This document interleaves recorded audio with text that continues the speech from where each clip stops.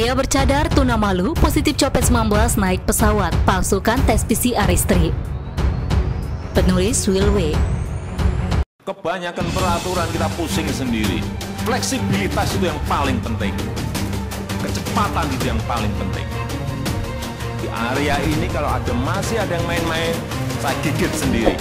Lewat cara saya. Selalu saja ada orang-orang yang menghalalkan segala cara di saat pandemi. Termasuk orang yang satu ini, yang mungkin terunik di antara sekian ratus juta orang penduduk Indonesia. Sebut saja pelakunya inisial D, nama dirahasiakan biar dia tidak malu. Dia menumpang maskapai penerbangan Citylink dari Jakarta ke Ternate, Maluku Utara. Di bandara di Jakarta masih bisa lolos dari pemeriksaan, lalu pada akhirnya dia tertangkap basah. Tapi seperti bahasa hukum lainnya, masih terduga. Dia pun harus berhadapan dengan pihak berwajib untuk diperiksa terkait dalam kasus pemalsuan dokumen hasil tes PCR. Menurut sumber berita, si D ini diduga memalsukan dokumen PCR dengan menggunakan nama N yang merupakan istrinya sendiri. Yang dites swab PCR dan dinyatakan sehat itu istrinya. Tapi si D yang sok sehat tapi bisa saja bercopet 19 ini tiba-tiba punya ide hebat untuk menipu para petugas di Bandara Halim Perdana Kusuma dengan muslihat yang unik. Pakai cadar, cadar men.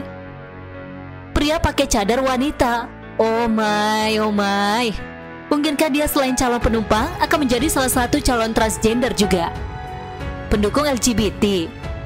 Atau udah semacam hobi atau fetis merasakan kenikmatan saat memakai pakaian wanita? Apapun alasannya itu benar-benar pribadi anti malu atau tuna malu. Tidak punya harga diri sebagai pria. Masa pria memakai pakaian wanita?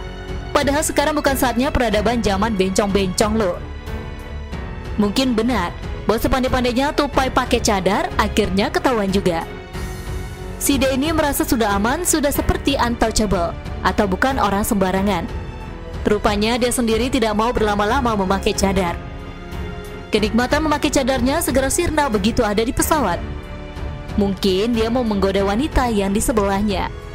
Nah, mungkin untuk kebutuhan syahwatnya itu, dia perlu menyulap lagi dirinya menjadi pria jantan yang macho full sebaliho. Aksi mata-mata internasional pun dilakukannya. Si D ke toilet pesawat, membuka cadar dan menggantinya dengan pakaian kemeja di dalam toilet pesawat. Simsalabim, astaga naga. Salah satu pramugari yang tajam matanya kebetulan sempat melihatnya masuk sebagai wanita lalu keluar sebagai pria. Mungkin toilet itu dijadikan semacam tempat operasi ganti kelamin instan. Namun pramugari itu mendiamkan saja dulu hal ini. Nanti setelah mendarat di Bandara Bawabula Ternate, barulah si D ini dibekuk pihak berwajib. Setelah pihak bandara mendapatkan laporan dari pramugari tersebut, si D ini dites swab antigen oleh petugas bandara dan hasilnya positif COVID-19.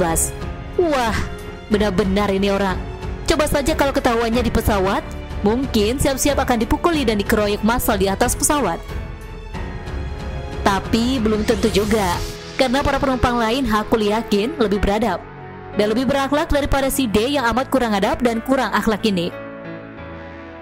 Syukurlah satu lagi orang yang punya kekuatan otak kutub negatif yang ahli tipu-tipu itu berhasil ditangkap dan siap dikenakan pasal hukuman penjara. Demi keadilan, jangan dilepaskan oleh kekuatan ajaib materai ala Doraemon ya.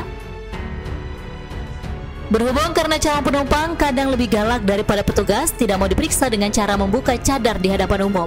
Alasannya top banget.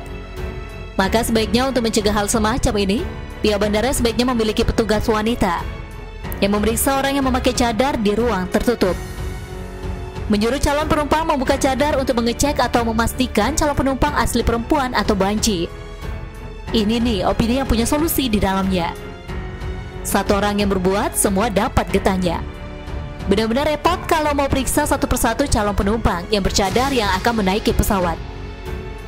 Bayangkan kalau dalam sehari saja ada ratusan penumpang yang memakai cadar atau burka. Super repot men. Apa boleh buat? Terpaksa pihak berwajib membuat ruang darurat tempat pemeriksaan nano.